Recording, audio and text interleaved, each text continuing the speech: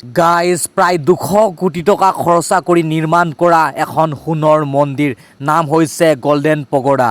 সঁচাকৈ really guys আপোনালোকে যে দেখিছে সেইখিনি যে জিলিকি আছে সেইখিনি গোটেইখিনি সোণৰ হয়। আৰু ইয়াত বোলে জুবিন দাই মিছন চাইনা ফিল্মখন শ্বুটিং কৰিছিলে বুলি কৈছে। হয় গাইজ, এখন ইউনিক আৰু ধুনীয়া সোণৰ বুদ্ধিষ্ট টেম্পল, য'ত মানে জুবিন দায়ো আহি কিনে মিছন চাইনাৰ কিছুমান ক্লিপ লৈছিল, কিছুমান মুভিৰ চিন তাতে শ্বুট কৰিছিল। তো বলক গৈ আছোঁ, কিন্তু অকণমান ৰাস্তাৰ পৰা আৰম্ভ কৰোঁ নে কি? গাইজ লাহেকৈ কৈছোঁ শুনক, এই সোণৰ মন্দিৰটোৰ ভিতৰত যে 17 কোটি টকীয়া মূৰ্তি এটা আছে। মই আপোনালোকক দেখুৱাই আছোঁ, লাষ্টলৈ চাই থাকক। আৰু গাইজ গৈ থাকোঁতে চাইকেল ৰাইড ভাইয়াজনক লগ পালোঁ। ভাইয়া আপোনাৰ নাম? मेरा नाम हरी छेत्री। হৰি চেত্ৰী। আৰু সঁচাকৈ ভাল লাগিছে, ময়ো যাত্ৰা কৰিছোঁ, এওঁলোকেও পেডেল যাত্ৰা কি কয় চাইকেল ৰাইড কৰি আছে। ইয়াৰ পৰা ক'ত যাব আপোনালোকে? আমি नाम से নামচাই যাব। ঠিক আছে বাৰু, গৈ থাকক, লগ পাই ভাল লাগিল। Thank you. Thank you. Hello hi, की खबर? कैसे हो आप लोग? हाँ। आइडू ने? अच्छा अच्छा, আমি নকন। হ্যাঁ? ডেঞ্জাৰ মিলি। ওয়াও, ইয়া দেখিছেনে গাইজ? চাহপাত তুলিছে ইয়া। এ নচিনে মিলিয়ে? আচ্ছা আচ্ছা আচ্ছা, চাং আৰু গিৰা কি নলো, চাং আৰু গিৰা। আচ্ছা, এয়া চব গাইজ ধুনীয়াকে এ মানে এইখিনি কেজি চিষ্টেমত বিকেগে নে?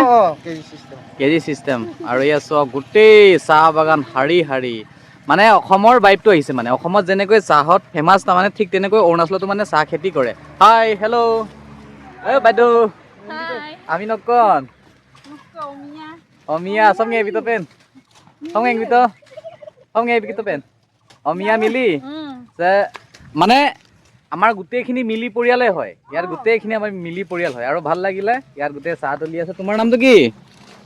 তোমাৰ নামটো? হা? পলুমাই মিলি। কিহত পঢ়ি আছা তুমি? ক্লাছ 5ত পঢ়ি আছে। ঠিক আছে বাৰু দেই। এয়া চব গাইছ অ'কে, মানে আপোনালোকে বুজি পাইছেনে? কৈছে যে শ্বেয়াৰ কৰি দিবা, সকলোৱে লাইক কৰি দিবা আৰু কমেণ্ট চমেণ্ট কৰি দিব গাইছ। ঠিক আছে, বাই বাই बाय बाय। और हिंदी में बात करो, कैसे हो? हम ठीक ही है। अच्छा, बहुत दिनों का बाद आफ्टर 10 years 10 ईयर या 10 ईयर होगा। तो कैसा फील हो रहा है आप लोगों का घर में आ रहा हूँ मैं? बहुत अच्छा लग रहा है। दीदी बोल रहा था कि मेरे को आज रखो, यहाँ पे रखो, मतलब 2-3 दिन इधर रहो, लेकिन मैं रुक नहीं सकता क्योंकि मैं ट्रेवलिंग करने वाला इंसान हूँ, तो जाना तो पड़ेगा ही। आपका हमारे जीजाजी हैंडसम আছে পুৰা একদম মজা। ধীমানটো কি ক'ব? কি খবৰ? আৰু মই বি ইমান আছামিজ নাজানো। হিন্দী মে বলো। বহুত দিনৰ মূৰত মানে মই মোৰ কিবা লগ পাই মানে ভাল লাগিছো মাক বকে। আৰু মানে এনেকাই মানে ট্ৰেভেলিং কৰি আছে, মানে গোটেই মানে অৰুণাচল আসামৰ এনেকৈ ঘূৰি আছে।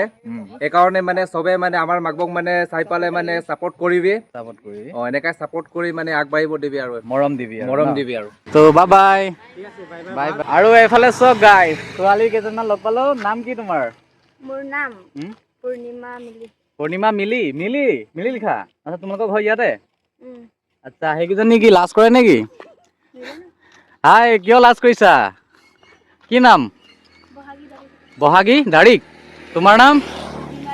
জোনালী দাৰিক। কি য়েইন? য়েইন ছোৱালীবিলাকে বহুত লাজ কৰে নেকি? এই দেখিছে না? ঠিক আছে, বাই বাই বাই বাই। লাজ কৰে অলপ।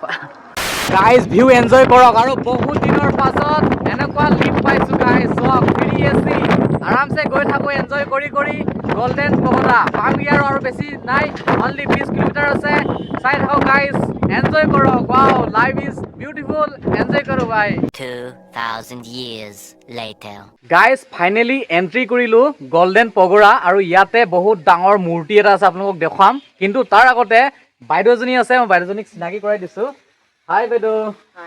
আপোনাৰ নামটো? মনিকা ওৰাং। আচ্ছা, আপুনি ইয়াৰে তাৰমানে বৰডুমচাৰ হয়? আচ্ছা গাইজ, আৰু ইয়াত বোলে জুবিন দাই মিছন চাইনা ফিল্মখন শ্বুটিং কৰিছিলে বুলি কৈছে। তো এইখিনিতে শ্বুটিং কৰিছিলে? আচ্ছা আচ্ছা আচ্ছা।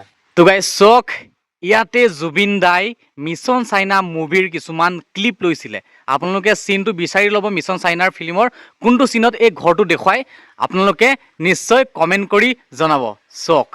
কিমান ধুনীয়া এটা দৃশ্য ৱাও তো গাইজ বলক বহুত এক্সাইটেড মানে এই সোণৰ মন্দিৰটোৰ ভিতৰতে আছে বহুত ডাঙৰ এটা বুদ্ধিষ্ট টেম্পল তাৰমানে বুদ্ধিষ্ট হেৰি কি কয় মূৰ্তি হয় যিটো মানে সোণেদি বনোৱা হয় তো বলক চাই আহোঁ বোলে এই মূৰ্তিটো বনাওঁতে প্ৰায় 17 কোটি টকা খৰচ হৈছিল আৰু এই চাইনবোৰ্ডটো পঢ়িলে প্ৰথমতে আপোনালোকে গম পাই যাব ইয়াৰ বিষয়ে ৱৰ্ল্ড টলেষ্ট বেম্বো বুদ্ধ ষ্টেচু আৰু যেতিয়া আপোনালোকে যিকোনো ধাৰ্মিক স্থানত সোমাব এণ্ট্ৰি কৰিব দেন সদায় জোতা বা চেণ্ডেল ৰিমুভ কৰিব আৰু ইয়াত লিখাই আছে চক আৰু গাইজ আপোনালোকে মনত ৰাখিব যদি আপুনি জোতা বা চেণ্ডেল পিন্ধি গোটেই টেম্পলৰ ভিতৰত সোমায় দেন 2000 টকা ফাইন ভৰিব লাগিব বলক এতিয়া ভিতৰলৈ যাওঁ আৰু এয়া হৈছে ৱৰ্ল্ড টলেষ্ট বেম্বো বুদ্ধিষ্ট ষ্টেচু মানে মূৰ্তি অ' মাই গড গাইজ চক কিমান ডাঙৰ এটা মূৰ্তি আপোনালোকে যে দেখিছে এই মূৰ্তিটো এই গোটেইখিনি ৰিয়েল সোণৰ হয়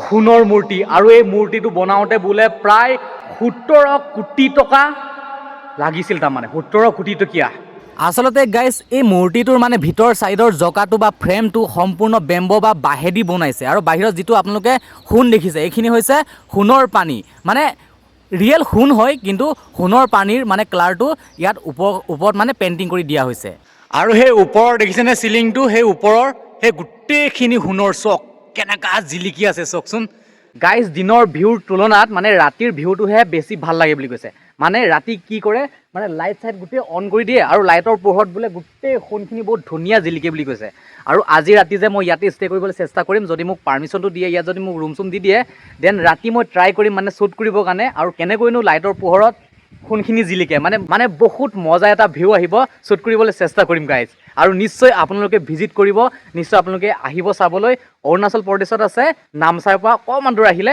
পাই যাব এই নাওখন যে দেখিছে এই নাওখনৰ নাম হৈছে হাংৰিং আচলতে বুদ্ধৰ মানে মূৰ্তিবিলাক পবিত্ৰ জলত বা পবিত্ৰ মানে নদীবিলাকত ধুবৰ বাবে ক্লিন কৰিবৰ বাবে এই নাওখন ইউজ কৰা হয় নাওখন মানে লৈ যায় আৰু এইবিলাক হৈছে গাইজ ৰুম আৰু সেইবোৰ দেখিছেনে টুৰিষ্ট আহিলে মানে এই ৰুমবিলাকতে ষ্টে কৰিবলৈ দিয়া হয় আৰু যেতিয়া জুবিন দাই চাইনা মিছন চাইনা মুভিখন শ্বুটিং কৰিবৰ কাৰণে আহিছিলে তেতিয়া ইয়াতে মানে ৰুম লৈছিলে ইয়াতে জুবিন দাই ষ্টে কৰিছিলে আৰু তেওঁৰ ক্ৰু মেম্বাৰসকলে ইয়াতে মানে থাকি কিনে মুভি শ্বুট কৰিছিলে আৰু সেইটো চক বুদ্ধিষ্ট মানুহ এজনে চাই আছে ওপৰৰ পৰা মানে চিকিউৰিটি গাৰ্ড হৈ চাগে এওঁ আপোনালোকে বহুত ৰিয়েল ৱাটাৰফল দেখিছে চাগে কিন্তু গাইজ এইটো চক এইটো হৈছে আৰ্টিফিচিয়েল ৱাটাৰফল গাইজ আকাশখন চং না আজি ডাৱৰখিনি কিমান ধুনীয়াকৈ কোনোবাই বোলে মানে হেৰি পেপাৰত আৰ্ট কৰা নিচিনা লাগিছে নহয়নে চকচোন কিমান ধুনীয়াকৈ মানে ৱাও সঁচাকৈ কৈছোঁ গাইজ ইয়াৰ দৃশ্য মন্দিৰৰ দৃশ্য আৰু ইয়াৰ পৰিৱেশৰ লগত আকাশখন যেন একেবাৰে মিলি গৈছে তেনেকুৱা লাগিছে চক